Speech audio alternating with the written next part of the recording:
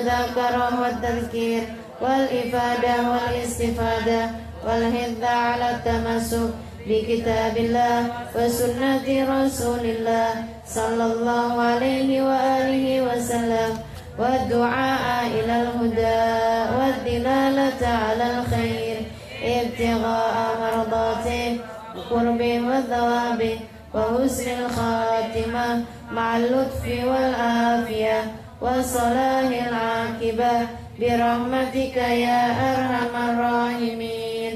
إلى حضرة النبي محمد صلى الله عليه وسلم وآله وصحبه وأزواجه وذريته وأهل بيته وسلم وجميع الأنبياء والمرسلين وأولياء الكون أجمعين. وأنا خصوصا سيدنا المهاجرين الله محمد بن عيسى وكيل مقدم محمد بن علي وعلوي سيد الحبيب عبد الله بن أبي بكر علي درس فاخر الوجود الشيخ بكر بن سالم ووصول مبرم ثم صاحب الراتب عبد الله بن الحداد أحمد بن زين الحبشي وعلي مد الحبشي ثم إلى روح حبيب محمد بن عبد الله الحدار ووصولهم وفروعهم ثم إلى روح أربعة الأئمة المجتهدين ومقلدين في الدين علماء عاملين فقهاء المحدثين والقراء والمفسرين وسادات الصوفية المحققين أجمعين خصوصا إلى روح الإمام الغزالي محمد بن محمد الغزالي أن الله يغفر لهم ويرحمهم ويعلي درجاتهم في الجنة وينفعنا بركاتهم وأسرارهم وأنوارهم وعلومهم ونفعاتهم في الدين والدنيا والآخرة. الفاتحة.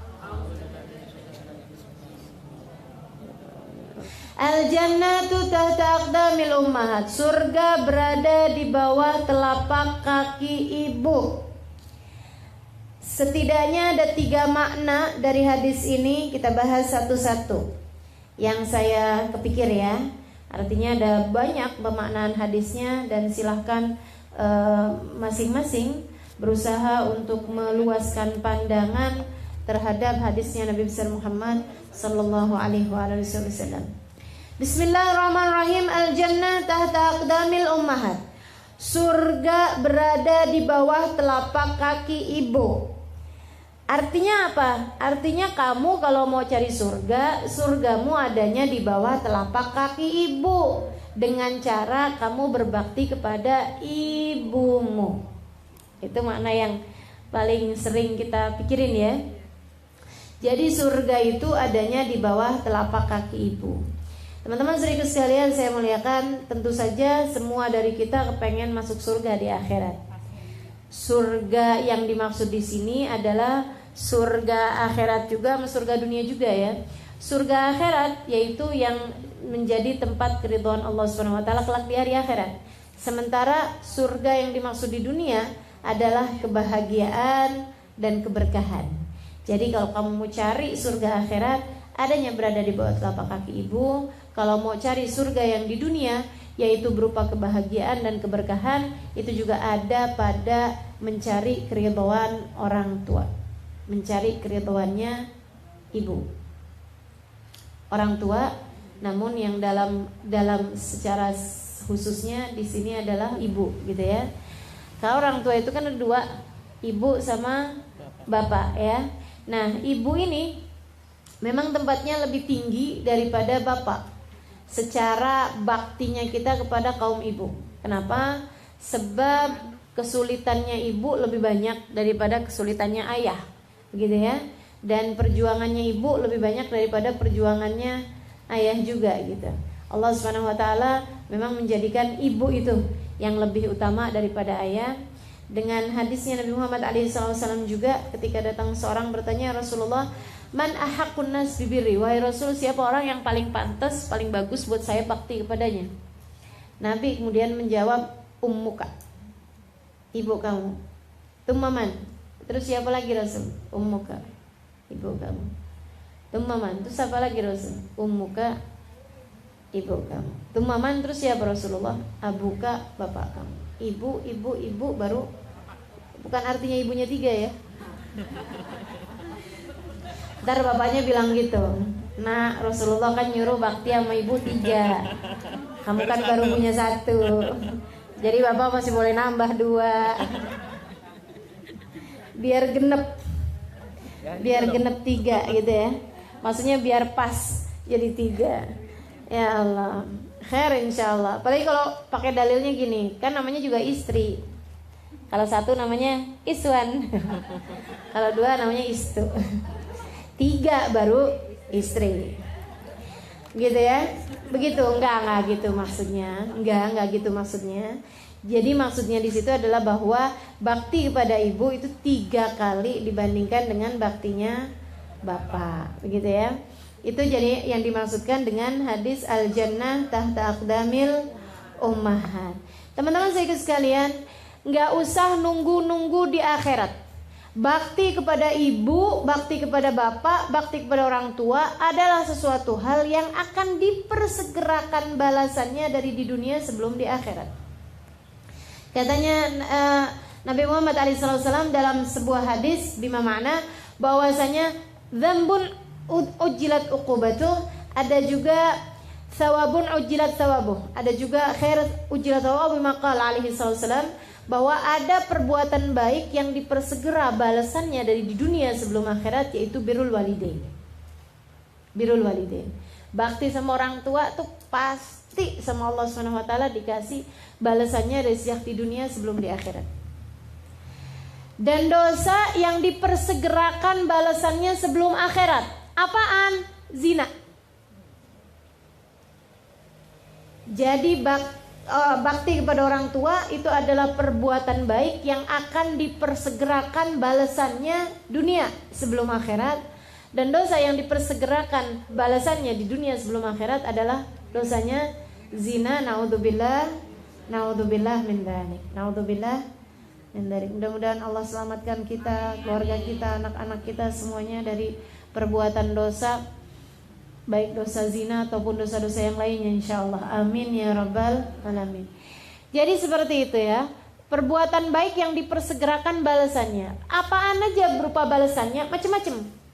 Salah satu balasannya, balasan dunianya nih ya, jannahnya dunia nih bagi anak yang berbakti sama orang tua. Yang pertama adalah dia akan mendapati anak-anaknya kelak berbakti padanya.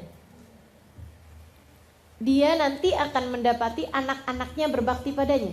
Birru abakum tabirrukum abnaukum. Berbaktilah kalian kepada anak-anak kalian, niscaya kalian akan mendapati anak-anak kalian berbakti kepada kalian. Gitu. Itu salah satu dari jenis jannah yang Allah Subhanahu wa taala janjikan di dunia. Dan teman-teman saudaraku sekalian, coba ingat-ingetin. Jannah mana, kebahagiaan mana yang lebih senang daripada mendapati anak-anakmu berbakti padamu? Dunia ya. Kalau bicara kesenangan seorang ibu di dunia, apalagi yang lebih besar daripada mendapati anak-anak berbakti kepadanya. Saya belum jadi ibu, jadi saya belum tahu. Tapi saya lemparkan pertanyaan ini kepada para ibu. Ada nggak nih? Banyak ya. Mana menurutmu surga di dunia yang lebih nikmat daripada dibaktiin sama anak-anak? Ada nggak? Ayo ibu nih yang bisa jawab. Ada nggak? Nggak ada kan? Nggak ada kan? Jadi seperti itu gitu. Itu yang namanya surga dunia, al-jannah, yang dijanjikan sama Allah Subhanahu wa taala sebagai tahta aqdamil ummahat. Kamu akan dapati jika kamu berbakti kepada orang tuamu, kamu akan mendapati anak-anakmu berbakti kepadamu. Dan itu adalah sesurga-surganya surga di dunia. Sejannah-jannahnya jannah di dunia. Gitu ya. Adalah baktinya anakmu kepadamu. Apalagi ntar di masa tuanya. Ya Allah, jangan berani-berani sama orang tua sekarang, sebab nanti anak-anakmu akan berani padamu di masa nanti. Nggak ada yang hilang. Urusan sama orang tua nih nggak ada yang hilang, teman-teman. Urusan sama orang tua nih nggak ada yang hilang. Tenang aja. Nggak ada yang hilang. Mau kita berbuat baik, bakalan dibalas. Mau kita berbuat jahat, bakalan dibalas juga. Nggak ada yang hilang, nggak ada yang sia-sia, nggak ada yang percuma, nggak ada yang gratis, gitu ya. Semuanya akan mendapatkan balasannya masing-masing. Khair, syar, mau khair mau syar, semuanya akan dapat kebaikan, kebahasannya. Pun juga durhaka, durhaka juga kayak begitu. Saya ingat Bu Maryam dulu pernah cerita, ada seorang anak nyeret bapaknya. Anak dewasa, maksudnya orang dewasa, 70-an, 40-an tahun, dia punya bapak yang sudah sangat tua, di atas usia 70-an tahun. Dia seret bapaknya tangga atas, diseret bapaknya tuh. dari tangga dari atas sampai ke bawah. Pegel gitu sama bapaknya. Duh, liatin nih Pak, kayak gitu, sampai tangga bawah. Begitu nyampe di tangga bawah, bapaknya bukan ngomong apa gitu, enggak. Dia bilang, nak, terusin dong seret saya sampai ke tiang situ. Kenapa gitu? Tuh anaknya nih sambil marah nih. Dia bilang, karena saya ingat dulu pernah nyeret bapak saya dari atas itu ke tiang situ.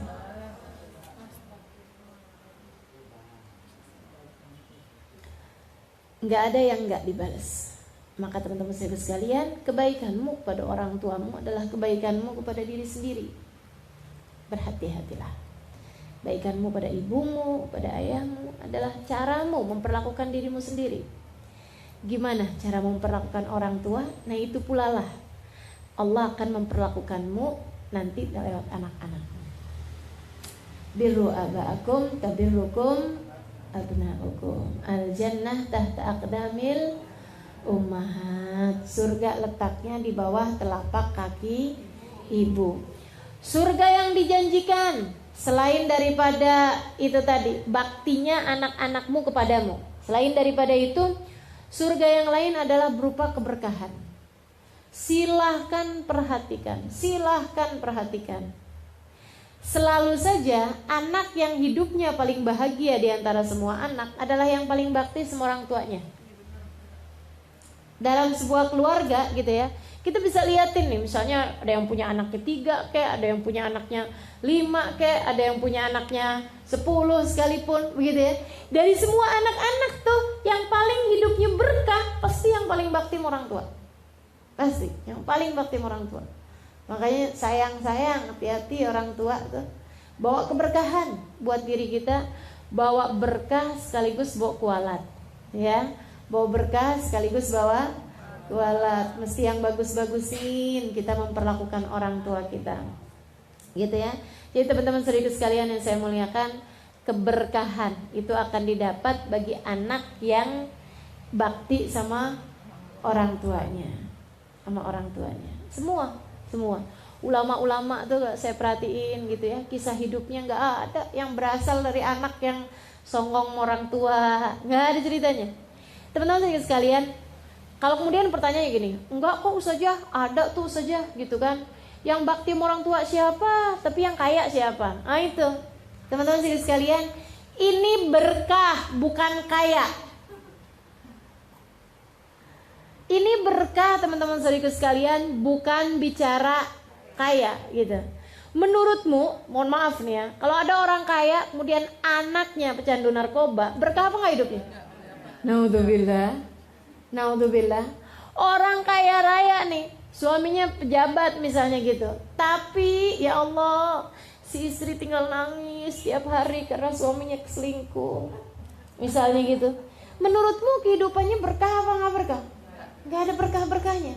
Istri yang gak disayang sama suaminya, akhirnya kemudian hambur-hamburan duit gitu ya, tinggal jalan-jalan mulu, keluar-keluar negeri misalnya begitu, sambilan bawa duitnya deh pokoknya apa aja buat cari kesenangan gitu, karena gak seneng hidupnya, karena gak berkah hidupnya. Yang saya maksudkan di sini adalah keberkahan. Saudariku sekalian yang saya muliakan, gak ada kehidupan anak yang berbakti pada orang tua kecuali berkah. Mau dikasih berapa gitu, tapi enak aja, nyaman aja kehidupannya. Makanya yang bakti sama orang tua, bahagiakan orang tua. Apalagi yang masih ada ya dunia ini, nah, itu masih dikasih kesempatan buat kita baktiin. Bakti yang seneng, orang tuanya bikin disenengin aja. Susah nih disenenginnya. Kenapa? Cerewet. Kamu gak tahu betapa cerewetnya kamu di masa kecil, betapa nyebelinnya kamu di masa kecil, masa remaja, di masa ABG. Ya Allah. Lagian subhanallah ya, orang tua tuh ya, punya anak 5, 6, 7 gitu, bisa ngurusin anak-anaknya semua. Ini kita nih punya orang tua cuman 2 orang doang. Semua anak-anaknya bakti, belum tentu bisa. Masya Allah ya, luar biasa. Mudah-mudahan Allah balas kebaikan orang tua kita. Amin. Amin ya rabbal alamin. Al jannatu tahta aqdamil ummahat. Jadi salah satu bagian dari surganya di bumi itu adalah yang pertama apa tadi? Anaknya balas budi, anaknya berbakti kepadanya, gitu ya. Kemudian yang keduanya adalah keberkahan dalam kehidupan. Yang ketiganya, teman-teman saudaraku sekalian yang saya muliakan, insya Allah seapa-apanya, walaupun biar kata dikasih miskin, tapi cukup aja, gitu. Jadi juga insya Allah akan dikasih kekayaan, sama Allah Subhanahu Wa Taala, zahiran wa batinan. Seapa-apanya itu bakalan cukup orang kalau bakti sama orang tuanya, dia dikasih kebahagiaan hati, dikasih jalan petunjuk gitu. Dan seapa-apanya juga kalau orang tuanya tuh ridho, kemudian sering doain, doanya orang tua kepadamu itu setara, apalagi doanya ibu ya, doanya ibu kepada anaknya, doanya orang tua kepada kita itu setara doanya Nabi terhadap umat. Makanya teman-teman saudara sekalian, saya tuh kadang-kadang gitu ya, kalau lagi apa-apa gitu, suka ngerasa, iya nih saya belajar kan banyak, makanya saya bisa ngajarin gitu. Saya begini, saya begitu. Kadang-kadang saya lupa gitu bahwa kadang-kadang nih masalahnya bukan ada pada diri kita, tapi masalahnya ada pada doanya orang tua. Kadang juga ngerasa gini, wih kegiatan banyak begini, tapi alhamdulillah ya dikasih sehat gitu. Kadang suka ngerasa yang iyalah saya kan gitu, ujub gitu ya. Padahal kalau diinget-ingetin, oh belum tentu. Ini bisa jadi juga karena doanya orang tua. Jangan lupa, kita nih seringkali dikasih kemurahan rizki, dikasih kemudahan urusan, dikasih kesehatan badan. Jangan dikira karena apa yang kita lakukan, nggak ada teman-teman saudaraku sekalian. Seringkali disebabkan karena doa orang tuamu untukmu. Doa orang tua. Ya Allah, apalagi kalau kita punya orang tua yang soleh ya, yang pakai bangun malam, wah itu karunia yang luar biasa. Indahnya karunia yang luar biasa tuh. Kita masih tidur di tengah malam gitu ya, orang tua kita udah bangun, angkat tangannya, ya Allah, nitip-nitip anak ya Allah, luar biasa tuh. Kamu tidur tapi Allah memandangmu dengan pandangan cinta hanya karena doa orang tua. Mesti dijagain, terutamanya orang tua yang soleh. Bahkan gak soleh sekalipun gitu ya, orang tua tuh tetap punya nilai yang luar biasa di mata Allah SWT. Itu teman-teman saudaraku sekalian yang saya muliakan, salah satu dari surga-surganya, yaitu yang pertama dibaktiin sama anak nantinya, kemudian yang kedua keberkahan kehidupan, yang ketiga dimudahkan seluruh urusan ya. Urusan-urusan apapun dengan kebaktinya kita sama orang tua tuh biasanya langsung kemudian akan dimudahkan oleh Allah Subhanahu Wa Taala. Kemudian kalau bicara tentang surga,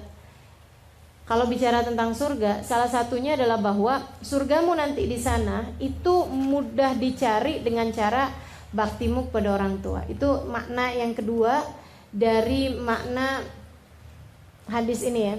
Jadi hadis yang pertama tuh maknanya kalau kamu pengen masuk surga di akhirat nanti gitu ya, carinya adanya dengan baktinya kita kepada orang tua. Kemudian yang berikutnya adalah bahwa amalan-amalan di dunia ini yang mudah untuk mendatangkanmu masuk ke dalam surga adalah lewat baktinya kita kepada orang tua kita, gitu ya. Jadi surga di dunia, surga di akhirat, semuanya bisa diraih dengan baktinya kita kepada orang-orang tua kita, baktinya kita kepada orang tua kita. Teman-teman saudariku sekalian yang saya muliakan, Allah tuh menjadikan sampai-sampai ridhonya Allah terletak pada keridhaan orang tua. Murka Allah pun terletak pada kemurkaan orang tua. Bahkan katanya Nabi Muhammad, siapa yang masuk pagi dalam keadaan dia bikin ridho orang tuanya, tapi dia buat marah Allah, Allah akan ridho bersama keridhaan orang tuanya. Misalnya nih, pagi-pagi nih, subuh telat, udah bikin murkanya Allah, gitu kan ya? Atau apalah gitu ya, yang dia buat hal yang membuat Allah SWT murka, tapi dia bikin orang tuanya ridho, gitu. Habis saya dia salat subuhnya, dia bikinin orang tuanya makanan atau apa gitu ya, yang sampai orang tuanya ridho, senang gitu. Nah itu yang seperti ini, Allah ganti ridho dengan keridhoannya orang tua. Sebaliknya, justru kalau misalnya kita bikin pagi-pagi hari, bikin orang tua murka sama kita, bikin orang tua marah sama kita, tapi bikin Allah ridho sama kita. Misalnya bacaan Quran, ngajinya iya juga, zikirnya iya juga, wiritannya iya juga. Tapi dipanggil orang tua nggak nyaut-nyaut. Misal, keenakan ini nih ibadah nih ceritanya, gitu ya. Entaran apa sih ini masih enak nih, masih kurang berapa lembar lagi nih gitu. Ya kemudian, iya gitu, iya dan orang tuanya manggil terus gitu kan, panggil nih, Mil. Akhirnya kemudian lama gak nyaut-nyaut, sampai orang tuh mana sih nih anak nih, akhirnya terus udah ditinggalin gitu. Iya mah, lagian mama nih orang juga masih ngomel. Ini katanya Nabi Muhammad SAW, Fallahu anhu sakhid. Allahnya akhirnya jadi ikutan marah bersama dengan kemarahan orang tua.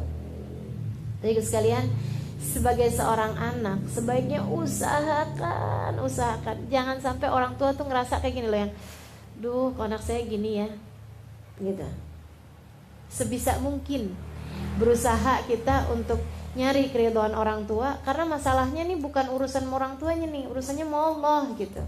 Jadi teman-teman sekalian, sebisa mungkin kita usahain untuk jangan sampai orang tua tuh jangan, apalagi sampai sedih, apalagi sampai nangis, apalagi sampai susah gitu ya hidupnya.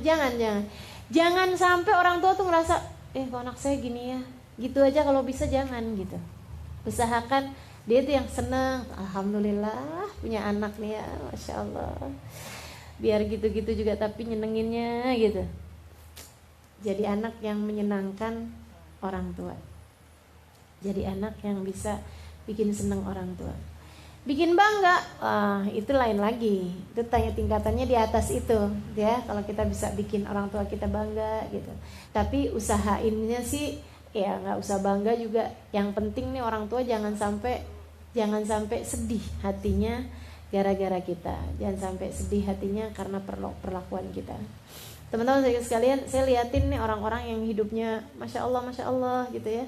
Pastinya adalah anak-anak yang bakti sama orang tua. Habib Umar bin Hafid, ya Allah baktinya sama orang tua luar biasa. Itu kalau di depannya Ubabah Zahra gitu ya, senyumnya nggak pernah hilang. Ya, sambil ngeliatin ibunya tuh sambil senyumnya nggak pernah hilang. Iya Mi, sambil pegang-pegang kaki uminya gitu, pokoknya ibu tuh kayak jimatnya gitu. Habib Umar tuh ngelihat ibunya tuh kayak udah jimatnya yang luar biasa. Makanya nggak tahu tuh waktu Ubabah Zahra meninggal tuh kayak apa Habib Umar tuh saya nggak bisa bayangin. Karena Habib Umar tuh sama Ubabah Zahra, masya Allah. Nggak ada ceritanya entar dipanggil sama Ubabah Zahra. Walaupun lagi ketemu sama Presiden Yaman waktu itu sekalipun, panggil sama ibunya, langsung jalan. Lihat handphonenya ada panggilan dari ibunya, pamit. Presiden loh ini yang ditemuin, pamitan. Lagi rapat padahal. Habis itu kemudian pulang sampai ke rumahnya, iya Mi, kata uminya, temenin saya sholat Umar, saya mau sholat jamaah nggak ada temennya. Marhaba gitu. Gitu aja ya kalau misalnya kayak gitu. Ya ampun Mi, Umi nggak tahu Mi. Saya nih Mi lagi ketemu sama presiden, ngurusin urusan negara. Umi kayak gak ada orang aja.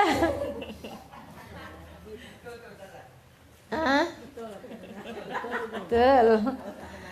Ya Allah, nggak pakai langsung marhaba. Umi udah punya wudhu gitu. Udah, yuk kita salat. Ayo, Umi mau sunnah dulu. Gitu, udah katanya uminya. Ya, yuk. Bismillah. Salat jamaah. Habis selesai salat jamaah tungguin sampai doa, sampai zikir apa segala macam. Bisa mesti tanyain lagi. Ada lagi Mi yang Umar bisa kerjain? Enggak, udah Mar. Marhaba. Umar pamit ya Mi. Gitu. Ya Allah, top ya. Luar biasa bener. Itu teman-teman sekalian kayak begitu. Saya ngeliatin tuh kehidupan orang-orang soleh-solehah kayak gitu. Enggak usah yang gede-gede. Anaknya Hubabah Maryam. Ini ya. Namanya Sakinah. Banyak diantara kita yang ketemu sama tuh anak. Masya Allah. Biasa aja anak ABG gitu. Itu sampai dengan umur hampir 20-an tahun belum nikah-nikah. Saudara-saudaranya yang lain kawinnya tuh kan awal-awal 18, 19 gitu ya, 20 gitu. Ini tuh 20 lewat ya waktu itu ya. Belum juga nikah. Hubabah Maryam tuh sampai tiap kali ke Indonesia itu bilangnya tiap kali ketemu sama orang nih doa gitu, minta doa sama orang. Doain nih biar Sakinah cepet datang jodohnya. Sampai Hubabah tuh pernah ngomong sama saya kayak begini, kenapa ya Halimah Sakinah itu ya, dia nggak jelek gitu, dia nggak, maksudnya bukan gimana-gimana juga gitu, tapi yang lain-lain tuh saudara-saudaranya tuh semuanya udah nikah, udah ada yang lamar tuh dari umur-umur masih kecil gitu. Yang ini nih belum ada yang lamar-lamar juga, doain nak gitu. Sampai ngomong gitu sama saya. Dan ajaibnya si Sakinahnya ini tiap Hubabah habis ngomong sama seseorang misalnya yang doanya mustajab atau orang tua yang gimana gitu ya, Umi Wardah misalnya atau siapa misalnya gitu, doain biar Sakinah dapat jodoh. Nanti tuh habis Hubabahnya pergi, Sakinahnya bilang, Umi doain biar jodoh saya jangan datang dulu. Saya tuh tanya sama Sakinah gitu kan, saya bilang, Sakinah, kenapa kamu tuh kayak begitu gitu? Kenapa kamu belum mau kawin gitu? Dia bilang kayak begini, ya Halimah, wa man li ummi wa abui idza natazawwaj. Dia bilang, Halimah, kalau saya kawin nanti umi sama abah saya sama siapa? Yang ngurusin, yang jagain siapa? Dia bilang, saya ini Halimah satu-satunya perempuan sekarang yang ada di rumah. Saudara saya laki-laki. Dia bilang, umi saya udah tua, bapak saya udah tua, udah sakit-sakitan dua-duanya. Dua-duanya udah sakit-sakitan. Jadi itu tinggalan yang satu tuh, Sakinah, ambilin obat nak. Saya ambilin. Sakinah, ya Allah Halimah, saya senang banget, girang banget, alhamdulillah Allah kasih kesempatan saya buat ngurusin dua orang tua saya.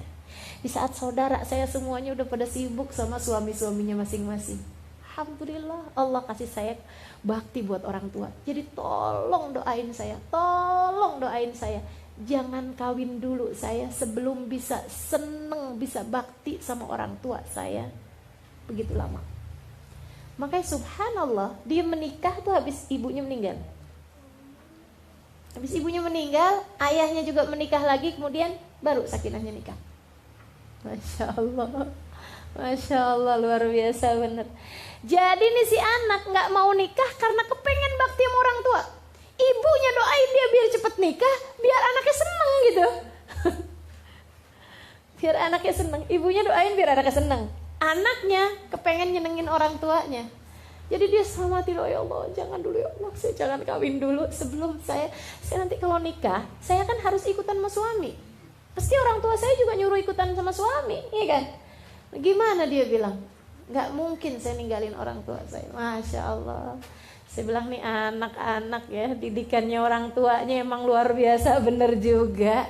Sampai bisa bikin anak punya hatinya kayak begitu. Kita ini sebagai anak kadang yang kita pikirin kesenangannya kita sendiri, bukan kesenangannya orang tua kita gitu. Kita nggak nyari yang Allah mauin, yang Allah ridhoin gitu kan. Kita nyarinya yang kita mau aja ya Allah. Mudah-mudahan Allah kasih keberkahan buat kita sekalian. Amin. Amin ya rabbal alamin. Jadi kayak gitu tuh teman-teman sekalian. Nyari amalan yang bisa mendatangkanmu untuk surga nantinya adalah dengan baktimu kepada orang tua. Saudariku sekalian yang saya muliakan, makna lain, ini berbanding terbalik ini ya, berbanding terbalik. Kalau ini kan berarti kita mau dapat surga, cari di bawah telapak kaki ibu gitu ya. Makna lainnya adalah bahwa yang dibawa sama ibu itu adalah surga.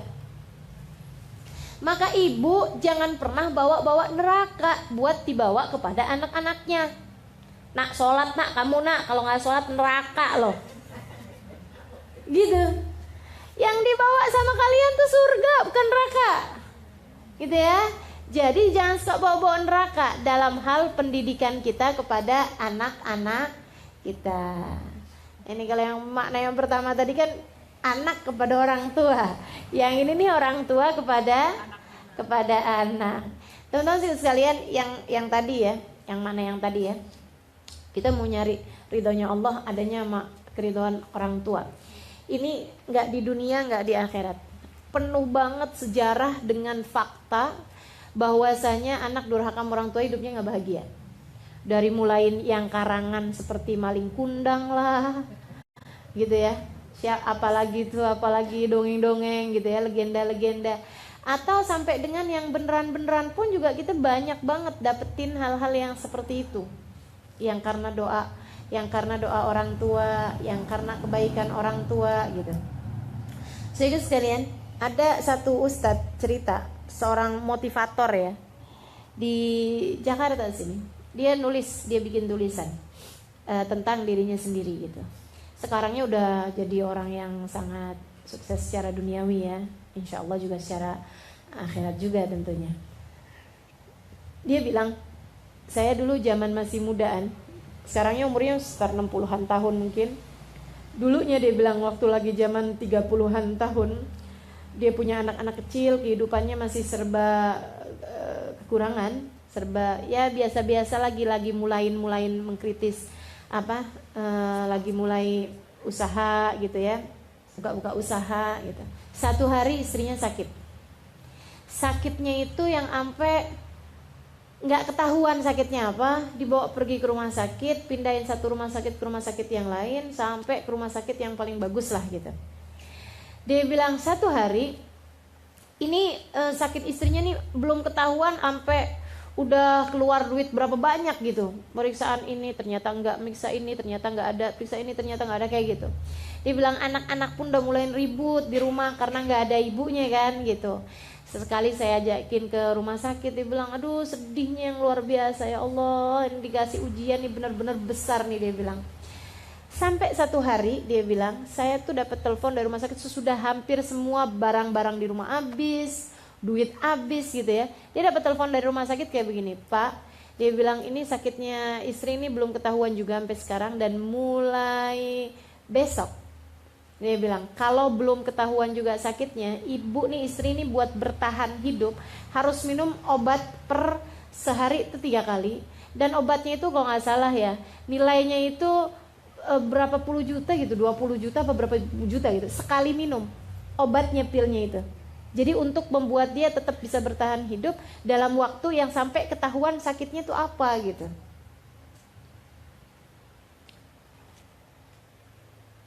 Itu dia bengong aja, ya ampun dari mana duitnya gitu. Dia tuh udah yang setengah mati nyari nafkah gitu ya, untuk kemudian dokter tuh kayak gampang aja ngomong kayak begitu gitu. Dia bilang ya Allah gimana sih ini. Dia tutup telepon dari rumah sakit, terus habis itu dia tuh yang dia bilang saya istighfar, saya doa, saya minta sama Allah, ya Allah kenapa nih, ya Allah kasih saya petunjuk. Dia bilang gak lama kemudian dia keingetan ada satu ustadz, satu gurunya dia gitu, satu orang lah yang sangat dia hormati, biasanya suka tahu-tahu urusan yang dia nggak tahu gitu. Jadi dia tuh telepon ke gurunya tersebut. Terus orang itu, orang alim ini, orang soleh ini, dia bilang kayak begini, coba deh kamu ingat-ingat, mungkin kamu punya salah sama ibu kamu, katanya gitu ya. Akhirnya dia bilang, saya habis telepon itu saya ingat-ingat apa ya. Dia bilang saya ingat zaman lagi saya SMP. Itu berapa puluh tahun yang silam. Dia umurnya waktu itu 30-an tahun. Zaman SMP itu kan umur 13, 14 tahun ya. 20 tahun yang silam gitu. Dia bilang ya Allah, saya ingat tuh, saya pernah ngambil duitnya ibu. Pernah nyolong duitnya maknya nih ceritanya nih. Gara-garanya dia itu ceritanya minta uang bayaran buat sekolah. Jadi ibunya nih gak ngasih-ngasih. Akhirnya satu hari dia lagi masuk ke kamar gitu, lagi nyari-nyari ibunya gitu kan. Dia kelihatan ada uang di bawah bantal ibunya. Nah si uang itu cukup buat bayarin SPP-nya dia, uang sekolahnya dia, udah nunggak 2 bulan. Itu cukup buat 2 bulan itu, ditambah ada keperluan dia buat beli baju, buat beli buku, buat beli bolpen, buat beli ini tuh cukup semua pakai duit itu. Jadi dia pun kemudian yang udah deh, mama gak ngasih-ngasih kayak gitu ya, ibu gak ngasih-ngasih, saya pakai aja duitnya kayak gitu. Toh nantinya juga bagaimanapun kan juga memang ibu juga memang harus bayar juga buat sekolah itu kayak gitu. Dia ambil tuh duit, langsung dia pakai deh tuh. Ibunya sempet nyari-nyari gitu kan, dia belaga nggak denger aja pokoknya gitu. Udah, akhirnya dia kemudian telepon sama ibunya. Dia bilang, "Assalamualaikum Bu." Ibunya bilang, "Waalaikumsalam, gimana nak, kabar istri kamu nak?" Gitu ya. "Iya Bu, sekarang sakitnya nih nggak ketahuan apa nih. Kalau sampai besok nggak ketahuan sakitnya apa, harus minumin obat begini begitu segala macam." "Ya Allah nak, kasihan banget nak, kamu nih nasibnya, duh, masya Allah nak, kasihannya nak." Pokoknya ibunya tuh sampai ini banget kepikiran. "Nah, terus anak-anak kamu gimana?" "Iya mah, alhamdulillah sih anak-anak di rumah baik-baik, sehat-sehat." "Iya sehat-sehat, jangan lupa sih makannya gini gitu kan." "Iya insya Allah gitu." "Ma, saya mau ngomong sama Mama. Mama ingat gak Ma, waktu itu Mama lagi zaman saya SMP, Mama pernah kehilangan uang." Mamahnya bilang kayak begini, "Ya ampun nak, itu tuh ya kejadian yang Mama gak akan pernah lupa." Dia bilang itu lagi zaman bapak kamu tuh lagi gak punya duit, lagi bangkrut sama sekali, lagi gak punya penghasilan sama sekali. Dia bilang sampai buat bayar rumah, buat kontrakan rumah setahun itu, dia bilang bapak kamu tuh gak bisa bayar waktu itu. Jadi saya itu memang punya tabungan, dia bilang dari sedikit-sedikit saya tabung dari setiap kali uang belanjaan. Ada lebih dikit tuh ditabung gitu ya. Dia bilang sampai udah terkumpul, nilainya waktu itu sangat-sangat kecil ya, kayak 150 rupiah kayak gitu loh. Dan itu tuh mungkin kalau di kita kayak kalau sekarang tuh kayak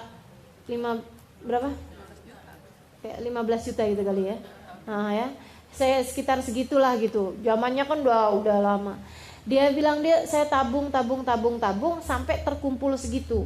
Dia bilang hari itu saya tuh berencana mau membayarkan kontrak rumah itu. Saya udah siapin, dia bilang duitnya di bawah bantal, udah saya tukerin jadi uang, maksudnya jadi 150 perak yang kemudian jadi 1 gitu maksudnya.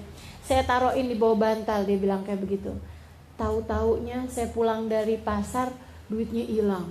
Ya Allah, sedihnya saya sampai datang ke rumahnya orangnya yang punya rumah itu, dia bilang, "Saya minta maaf dan saya tuh dikata-katain hari itu," katanya.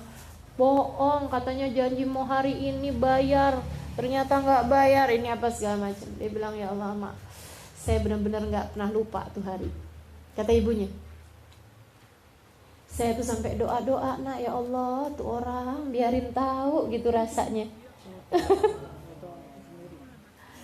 Dia nggak tahu kalau itu anaknya. Terus akhirnya anaknya nangis. Terus dia bilang, "Ya ampun Ma, ya ampun Bu, maafin saya, dulu yang ngambil duit itu tuh saya." "Kamu?" "Ya Allah, Mama nggak tahu, Ibu nggak tahu kalau itu tuh kamu yang ngambil." Waduh, udah deh. "Ya Allah nak, maafin saya ya Bu ya, maafin waktu itu buat bayaran sekolah," gini gitu cerita. Akhirnya terus dia bilang, "Iya nak, Ibu maafin ya Allah, saya maafin ya Allah, anak saya ya Allah, saya maafin anak saya." Udah, sampai udah enak, udah ibunya benar-benar maafin, tutup telepon. Begitu telepon ditutup, baru dia belum beranjak dari situ, teleponnya bunyi dari rumah sakit. Dia bilang, "Alhamdulillah penyakit istrimu sudah ketemu. Sudah ketahuan sakitnya apa, dan udah langsung akan kita tanganin." Dia bilang insya Allah besok udah mulai bisa, maksudnya udah mulai bisa tinggal inian aja lah gitu, tinggal proses penyembuhan aja kayak gitu. Masya Allah, tuh orang tua tuh ngeramatin sekaligus ngualatin. Bagaimana kabarmu dengan orang tuamu? Bagaimana kabar hati-hati mereka? Adakah sudah tidak ada sama sekali di dalam hati mereka rasa yang gak enak terhadap dirimu? Pastikan minta maaf orang tua untuk kesalahan-kesalahanmu terhadap mereka. Ya, ya Allah, ya Allah. Surga bagaimanapun terletak di bawah telapak kaki ibu. Yang keduanya, teman-teman saudara sekalian, pemaknaan yang tadi itu ya, yang pemaknaan yang berikutnya adalah bahwa sebagai seorang ibu yang kamu bawa adalah surga, al-jannah. tahta aqdamil ummahat. Nabi lagi mau bilang juga sama para ibu, tuh surga tuh yang kamu bawa gitu. Surga yang kamu bawa. Jadi jangan bawa-bawa neraka. Sama anak-anak tuh bawanya surga aja deh udah gitu. Nah, gitu ya. Ayo kita ibadah bareng yuk biar bisa masuk surga bareng-bareng. Nah jangan pakai baju yang ini dong. Ntar kalau kamu pakai bajunya kayak beginian dunia, terus nanti di hari akhirat ntar kamu gak bisa masuk surga. Mama sedih nanti gitu ya. Gitu kan. Anaknya balikin. Nah mama juga kan pakai jilbab baru-baru aja mah. Iya sih. Kalau mama kan dulu masa jahiliyah, nah sekarang kan mama udah tahu. Jadi kan kita biar bisa bareng-barengan nih menuju surga. Kamu juga kalau ngelihat mama salah-salah, kamu tegur. Kan kita pengen masuk surga barengan, gitu ya. Jadi yang dibawa sama orang tua itu seharusnya adalah surga, bukan sebaliknya. Seharusnya adalah surga. Jadi sebagai pembawa surga, seharusnya kamu menebarkan kasih sayang. Jangan kemudian anak berasanya kalau depan mamanya kayak panas mulu gitu. Ini sebenarnya mamanya bawa surga apa bawa neraka nih. Seharusnya anak tuh kalau deket mamanya adem. Karena yang dibawa sama mamanya adalah surga. Surga mana yang panas? Gak ada surga yang panas. Yang panas adalah neraka. Jadi kalau bawaan suami deket kita panas, anak deket kita panas, ini perlu dipertanyakan nih, ini pembawa surganya mana nih? Katanya perempuan tuh kan bawa surga, di dunia bawa surga bagi suaminya gitu ya. Dunia mata, khair mata iha almar'atu salihah. Seindah-indah surga di bumi adalah istri yang salehah, katanya Nabi Muhammad SAW. Orang tuh kalau di surga pantasnya adem gitu. Jadi kalau kemudian suaminya berasaan nggak betah mulu sama kita gitu ya, jadi pikiran gitu. Jadi pemikiran kita seharusnya nih, saya kayaknya belum bener nih jadi pembawa surga bagi suami. Anak-anak juga kayak begitu. Kalau dikit-dikit tinggal ketemu mamanya tinggal kayak orang lengosan mulu gitu ya. Kayaknya cuma papasan doang gitu. Hai ma. Kayak bawaan gak pengen aja deket sama mamahnya gitu. Ini kayaknya harus ada yang ditanyakan juga gitu ya. Selain daripada anaknya juga memang harus bertanya, apa nih yang bikin saya gak betah depan mama gitu ya. Jangan-jangan nih saya naudzubillah, kan ibu kan surga gitu, kok saya gak betah sama surga nih? Adakah saya bukan calon penghuni surga nih kalau gak betah-betah deket sama ibu? Kan gitu. Jadi pertanyaannya si anak. Nah si ibu juga jadi pertanyaan, ini saya katanya pembawa surga, tapi kok anak-anak saya gak betah gitu sama saya. Ini apa saya yang belum bener nih jadi pembawa surga? Anak surga terletak di bawah telapak kaki ibu, gitu ya.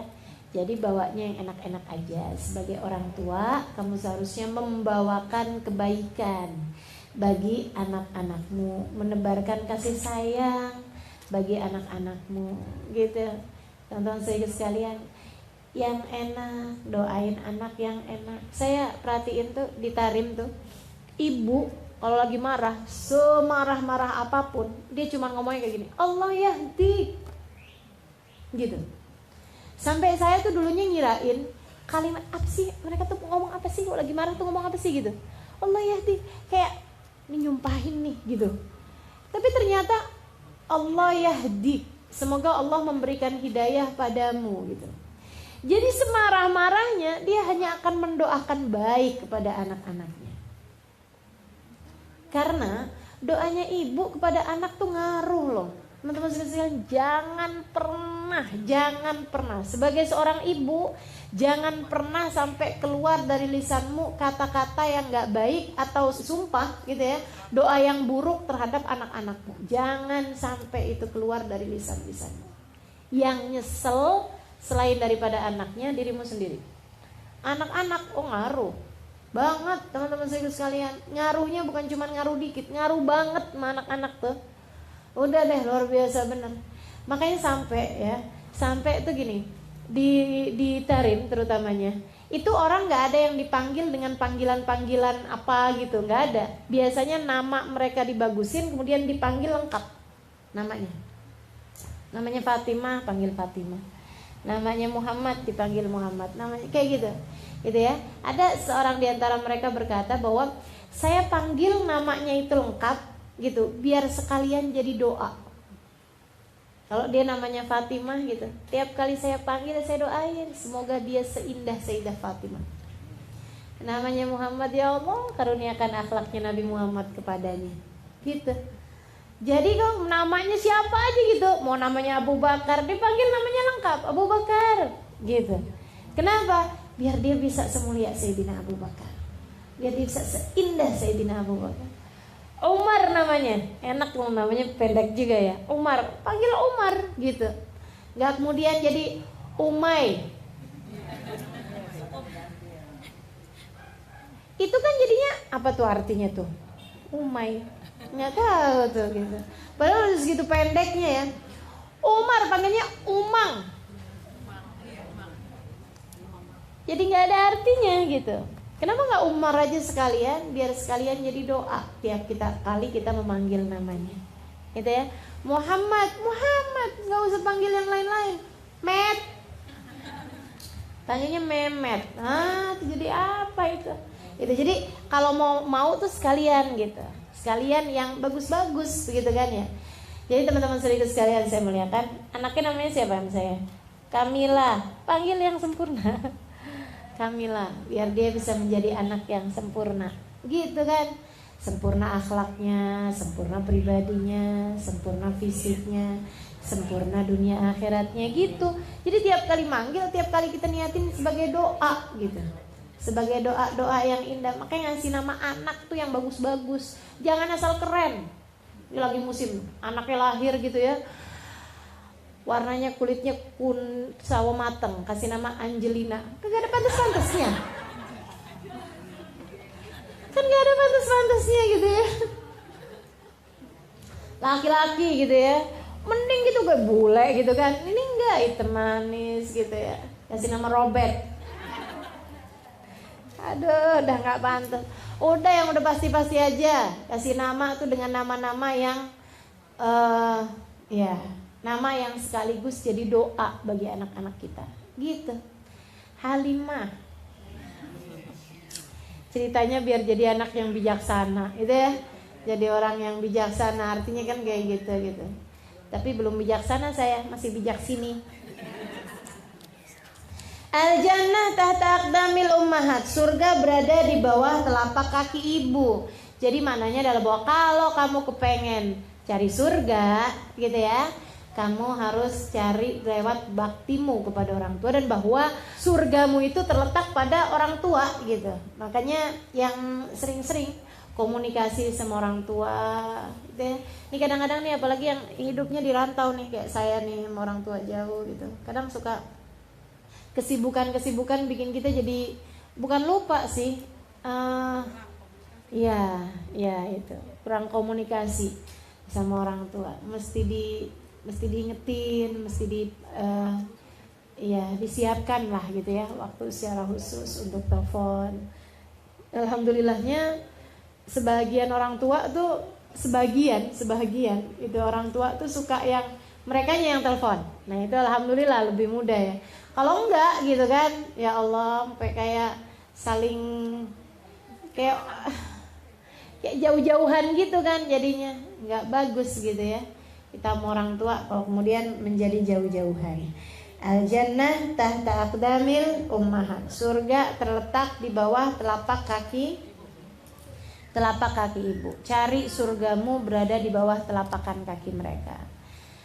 Sedikit sekalian, kemudian yang kedua yang dibawa sama orang tua itu adalah surga. Maka tebarkanlah kasih sayang kepada anak-anakmu, sebab Nabi Muhammad berkata bahwa yang kau bawa adalah surganya, dan bahwa surga itu didapat adalah dengan cara bakti kita kepada orang tua kita.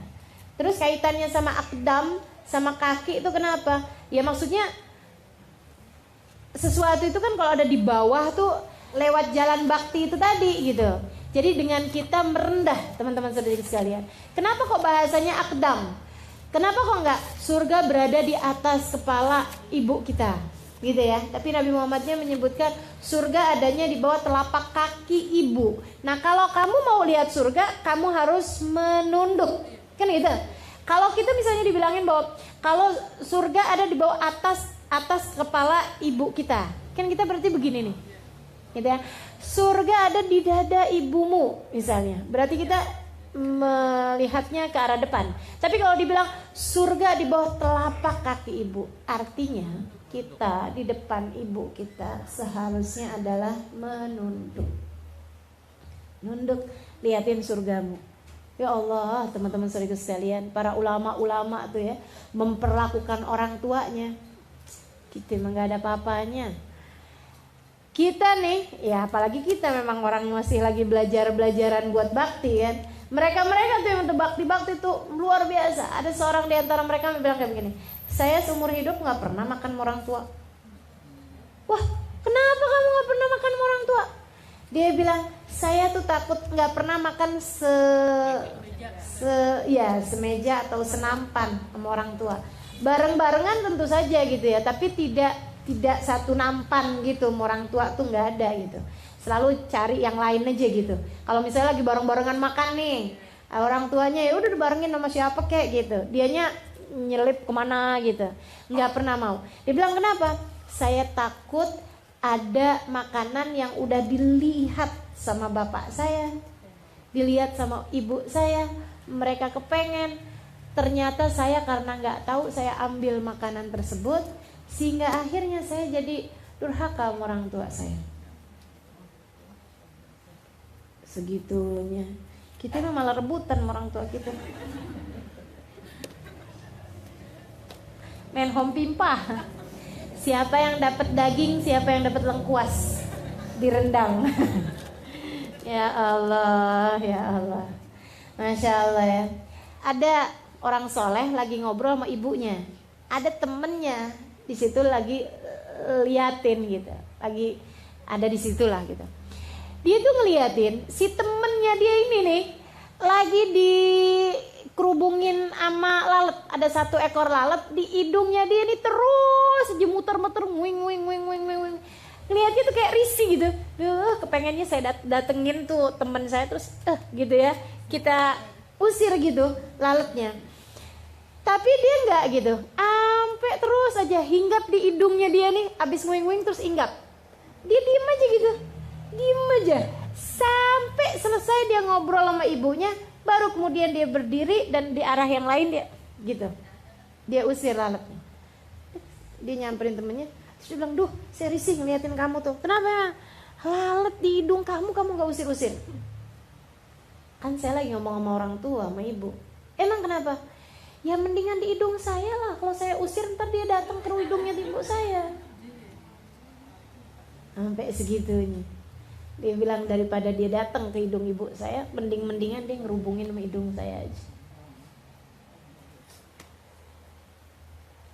Keren-keren ya para kekasih-kekasih Allah SWT dengan baktinya mereka kepada orang tua mereka. Benar-benar dihormatin, diiniin gitu. Ya Allah, ya Allah. Pokoknya yang namanya bakti sama orang tua nggak akan pernah kemana-mana. Semuanya akan dibales dari dunia sebelum kelak di hari akhirat nanti. Mudah-mudahan nih ilmu, nih hadis bukan cuman kita hafal dari zaman kita kecil ya, udah hafalnya. Tapi hari ini mudah-mudahan Allah SWT turunkan ijabah, menjadikan kita anak-anak yang berbakti kepada orang tua, sekaligus juga menjadikan kita ibu-ibu yang selalu dapat membawakan surga bagi anak-anaknya, insyaallah. Amin ya rabbal alamin.